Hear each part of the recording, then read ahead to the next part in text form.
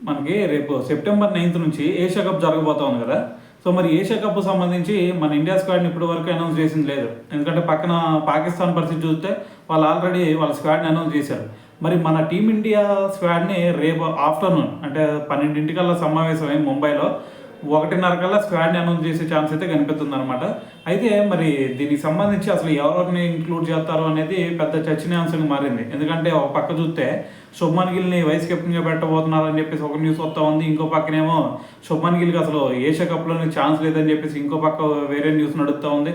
So ఈ విధంగా మరి బుమ్రా పరిస్థితి చూస్తుంటేనేమో బుమ్రాని ఓన్లీ టెస్టులకి మాత్రమే పరిమితం చేయాలని చెప్పేసి ఇంకో పక్క, మరి ఇంకో పక్క చూస్తుంటేనేమో మరి ఏషియా కప్లో ఖచ్చితంగా బుమ్రా ఉండాలని చెప్పేసి రకరకాల న్యూస్లు అయితే ఇప్పటి వరకు వస్తూ ఉన్నాయి అనమాట. అయితే మరి దీని గురించి ఒక క్లారిటీ రావాలంటే రేపు ఆఫ్టర్నూన్ 1:30కి అయితే మనకి ఒక క్లారిటీ అయితే వచ్చేసింది. అయితే దీంతో పాటు మనకి ఉమెన్స్ ఓడిఐ వరల్డ్ కప్ జరగబోతుంది కదా.